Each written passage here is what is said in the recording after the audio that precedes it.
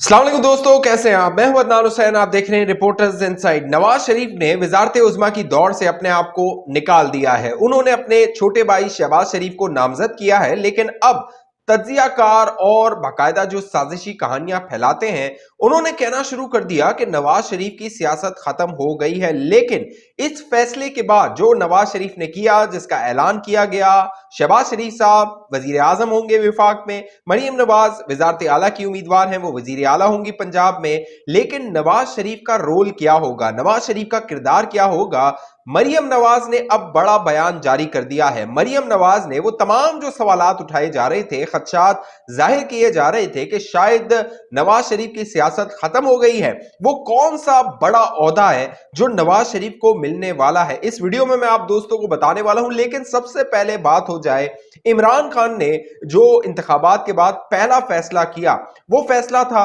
अली अमीन गंडापुर को वजीर आला खैबर पख्तूनख्वा नामजद करने का। अब जो अली अमीन गंडापुर है, उनकी जो शख्सियत और उनकी जो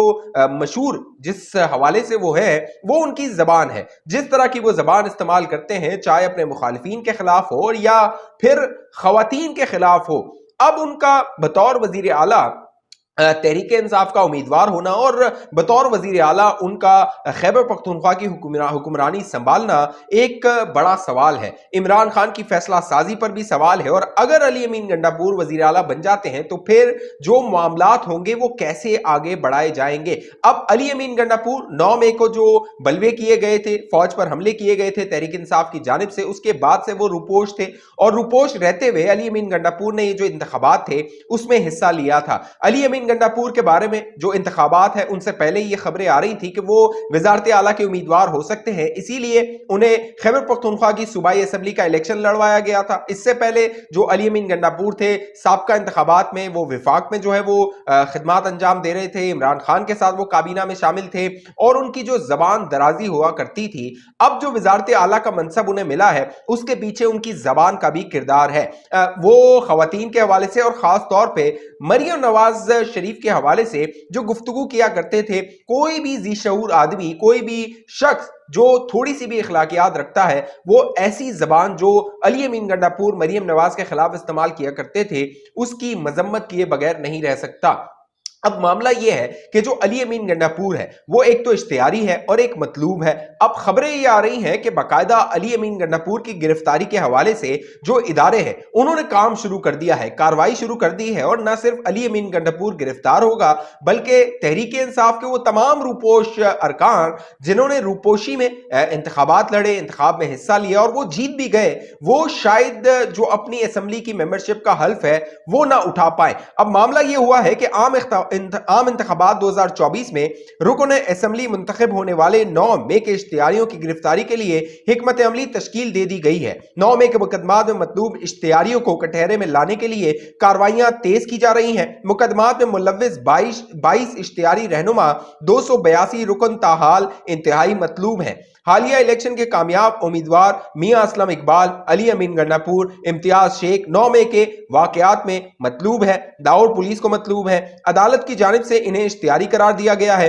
JIT जराये के मुताबिक इश्तिहारियों के रवाबित का तयन करने के लिए जियो फेंसिंग, मोबाइल ट्रैकिंग और IP एड्रेस ट्रैक के लिए गए हैं। इंतखाबात में सीट हासिल करने वाले इश्तिहारियों की गिरफ्तारी कानून के मुताबिक होगी। मुल्ज़मान इंतखाबी मुहिम और नताइज के दौरान मुसलसल कारकुनों से राब्ते में रहे। इश्तिहारियों की लोकेशन मालूम करने के लिए FIA और दीगर इदारों की मदद ली जा रही है। अब जब यह खबर मंजर आम पर आई है, तो इससे आपको अंदाजा हो जाना चाहिए कि जो इदारे हैं, सिक्योरिटी इदारे हैं, उनके पास ये तमाम जितने भी इश्तिहारी रहनुमा हैं तहरीक इंसाफ के, उनकी लोकेशन आ गई हैं। वो कहां से बैठ के किससे राब्ते कर रहे थे, किसको कॉल कर रहे थे और वो कहां पर रुपोश है, ये तमाम जितनी भी मालूमात है वो इदारों के पास मौजूद है। और अगले चंद दिनों में आप देखेंगे कि ये लोग, तमाम लोग जो इश्तिहारी थे, ये इदारों की हिरासत में होंगे, कानून की गिरफ्त में होंगे। लेकिन जो बड़ी गिरफ्तारी हो सकती है, जैसे मैंने पहले बताया, वो अली अमीन गंडापुर की हो सकती है। और अली अमीन गंडापुर अगर गिरफ्तार हो जाता है तो फिर तहरीक इंसाफ का वजारत आला का उम्मीदवार कौन होगा, ये बड़ा सवाल है। क्योंकि इमरान खान ने जो वकला से मुलाकात की, उसमें उन्होंने बाहर ये पैगाम तो भिजवा दिया था कि جو علی امین گنڈاپور ہے وہ خیبر پختونخوا کے وزیر اعلیٰ ہوں گے، لیکن عمران خان نے وزارت عظمیٰ کے لیے کسی کو نامزد نہیں کیا، وزیر اعظم کے لیے کسی کو نامزد نہیں کیا، کیونکہ عمران خان ایک تو انسیکیور تھا، وہ کسی کو نامزد نہیں کرنا چاہتا تھا۔ جو علی امین گنڈاپور والا معاملہ ہے وہ میں نے بتایا الیکشن سے پہلے ہی یہ طے ہو چکا تھا، علی امین گنڈاپور جو ہے وہ وزیر اعلیٰ ہوں گے خیبر پختونخوا کے، لیکن جو وزیر اعظم ہے، کیونکہ تحریک انصاف یہ دعویٰ کر رہی ہے کہ قومی اسمبلی میں ان کے پاس اکثریت ہے، لہٰذا اگر ان کے پاس اکثریت ہے تو وہ اکثریت انہیں ظاہر کرتے ہوئے اپنا امیدوار نامزد کر کے اس اکثریت کو کیش کروانا چاہیے اور اپنا وزیر اعظم لانا چاہیے، لیکن تحریک انصاف یہ معاملہ نہیں کر رہی، کیونکہ تحریک انصاف کو پتا ہے کہ وہ ان کے پاس ایک تو اکثریت نہیں ہے اور جو وزیر اعظم ہے وہ اپنا وہ لا نہیں سکتے، کیونکہ عمران خان کے اگر کوئی مد مقابل آ گیا، کوئی وزیر اعظم نامزد بھی ہو گیا تو عمران خان جو ہے وہ ایک تو انسیکیور ہو جائے گا، اور جو کہہ لیجئے کہ آگے کی جو سیاست ہوگی، کیونکہ عمران خان پارلیمانی سیاست سے تو باہر ہو گیا ہے، وہ نااہل ہو گیا ہے، اسے سزائیں ہو گئی ہے، تو اب جب تک اس کی جو سزائیں وہ ختم نہیں ہوتی، معطل نہیں، ختم نہیں ہوتی، تب تک تو عمران خان ممبر پارلیمنٹ نہیں بن سکتا، اور ممبر پارلیمنٹ اگر عمران خان نہیں بن سکتا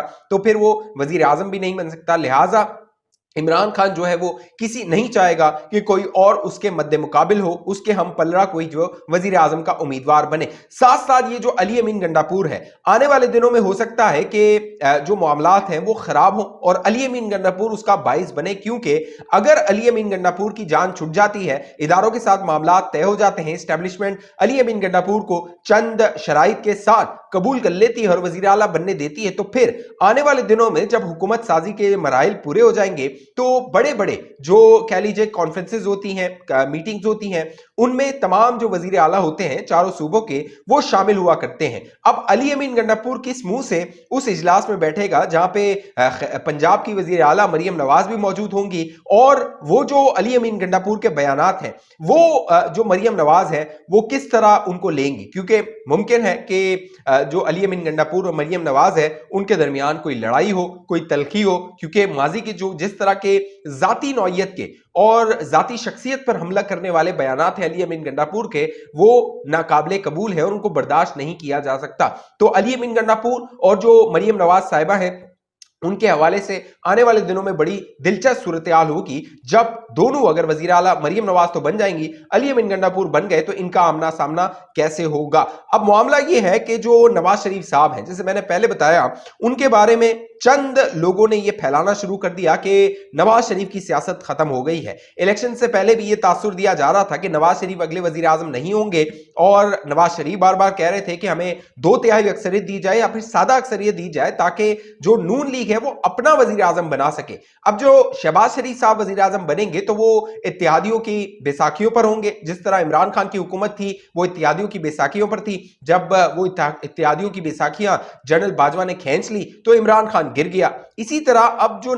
شہباز شریف صاحب وزیر اعظم بنیں گے، انہیں اتحادی حکومت جس میں خاص طور پہ پیپلز پارٹی اور ایم کیو ایم کا جو نمبر گیم ہوگا، اور پیپلز پارٹی کا ایک بڑا نمبر گیم ہے، 54 کے قریب جو ہے ان کے قومی اسمبلی کے ممبران ہیں، لہٰذا ان کے لیے مشکل ہو سکتی ہے۔ اسی لیے نواز شریف صاحب نے یہ فیصلہ کیا کہ وہ وزارت عظمیٰ کے امیدوار نہیں ہوں گے، کیونکہ ان کی ایک اسٹیٹڈ پوزیشن تھی۔ اب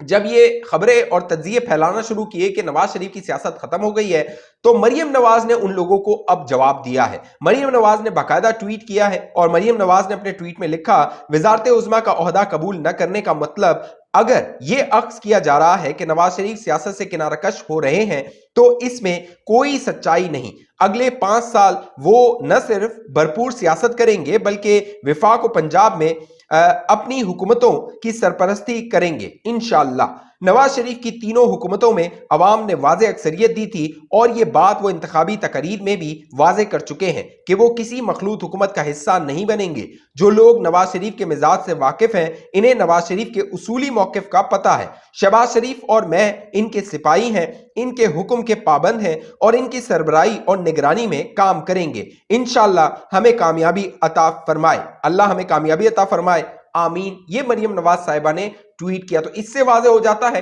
कि जो नवाज शरीफ साहब का रोल होगा वो एक सरपरस्त का होगा, एक रहबर का होगा, एक गाइड करने वाला का होगा, रहनुमाई करने वाले का होगा। वो बाहर से बैठ के, यानी कि एक तरह से कह लीजिए कि वो कोच का किरदार अदा करेंगे कि मैदान में मरियम नवाज साहिबा पंजाब को चला रही होंगी, विफाक में जो है वो शहबाज शरीफ साहब होंगे, वो विफाक को चला रहे होंगे, और जो नवाज शरीफ साहब होंगे वो इन दोनों को गाइड कर रहे होंगे, इन दोनों को चला रहे होंगे। तो इससे आप अंदाजा कीजिए कि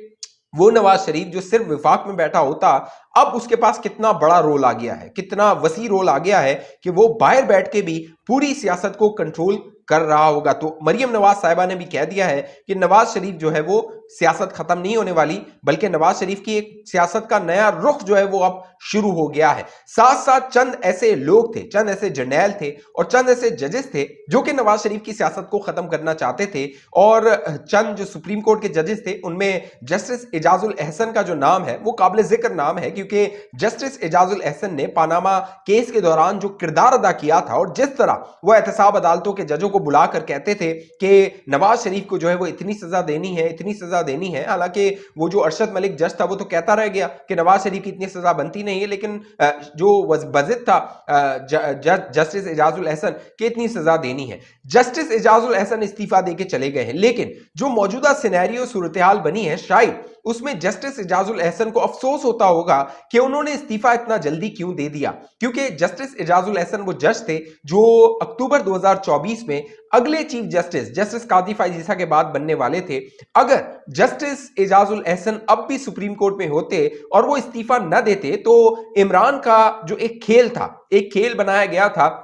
इमरान खान की जो है वो माजूली के बाद, जब वो वजीर आजम नहीं रहे थे, कि जस्टिस एजाजुल अहसन जब चीफ जस्टिस बनेंगे तो तमाम जो इमरान खान के जाने के बाद इकदाम किए गए थे उनको रिवर्स कर दिया जाएगा। लेकिन उस खेल में जस्टिस एजाजुल अहसन ने अचानक हथियार डाल दिए और वो मुस्ताफी होकर चले गए। लेकिन अब जिस तरह के नंबर्स तहरीक इंसाफ को मिले हैं, इमरान खान के हिमायती उम्मीदवारों को मिले हैं 92 के करीब, और ये ज्यादा भी हो सकते हैं, कम भी हो सकते हैं, तो इस नंबर गेम में अगर justice Ejazul Ahsan supreme court में होते और उनके खिलाफ जो कार्रवाइयां होने वाली थी, जिनकी सुनबुन थी, उनको वो सरवाइव कर जाते, तो जस्टिस एजाजुल अहसन आने वाले दिनों में एक बड़ा सियासी किरदार अदा कर सकते थे इमरान खान के हक में। क्योंकि इमरान खान जो कि जेर हिरासत है, बहुत मुमकिन है 15 महीने 2 साल बाद इमरान खान की जमानत पर रिहाई हो जाए, लेकिन उस रिहाई के बाद एक जो मरकजी किरदार, एक बड़ा सपोर्ट जो इमरान खान को मिल सकता था वो जस्टिस एजाजुल अहसन की सूरत हो सकता था। लेकिन अब